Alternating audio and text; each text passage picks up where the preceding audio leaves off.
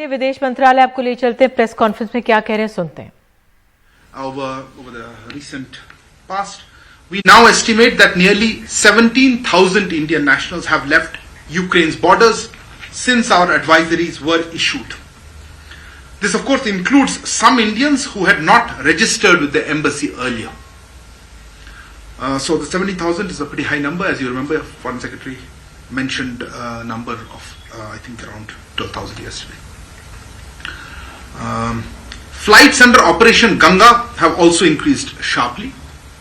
During the last 24 hours, 6 flights have landed in India, taking the total number of flights that have landed in India to 15, and the total number of Indians who have returned on these flights to 3,352. I'm also happy to share that as many as 15 flights, remember 6 flights last 24 hours, but 15 flights are scheduled over the next 24 hours. Some of these are already actually en route. 15 flights. So 15 flights over the next 24 hours, some of which, as I said, are already en route.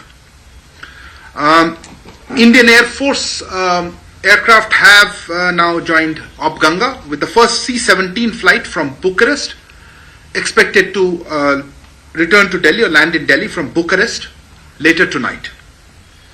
3 more Indian Air Force flights will be undertaken today from Budapest, Bucharest and Rzeszów in Poland. Now, moving on to the situation there in Ukraine. The cities in eastern Ukraine remain areas of concern for us. Continuing violence there. There are encouraging reports that some students were able to board trains out of Kharkiv yesterday night, today morning, and we assisted in this process through the student contractors and other partners. As you know, we have been in communication with the Russian side regarding safe passage of our nationals from Kharkiv and other nearby cities. The advisory that has just been issued by our embassy a little while ago and also by us on the need for our nationals to leave Kharkiv immediately is on the basis of information received from Russia.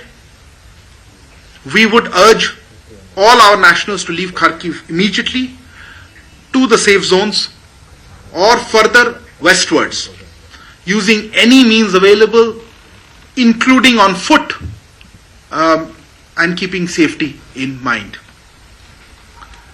Now, moving on to the western side or the western borders of Ukraine, you would have seen the advisory put out today morning by our embassy in Warsaw regarding the movement across the Poland-Ukraine border. Indian nationals were advised to head to the Wodomier's border point for a relatively quicker entry into Poland, avoiding the Szeni-Medica border crossing that continues to be congested. I'm happy that that is actually working out quite well and more people are leaving through that. Of course, those who do cross the border on their own can directly proceed to a reception point on the Polish side that was indicated in that advisory. We are also trying to make arrangements for shelter and food in towns near the borders and requesting students not to go to those borders directly, as we said over the last couple of days. Now, with the arrival of Indian officials at the Embassy of India's Lviv office, this process will be strengthened and we should be able to assist people crossing the borders.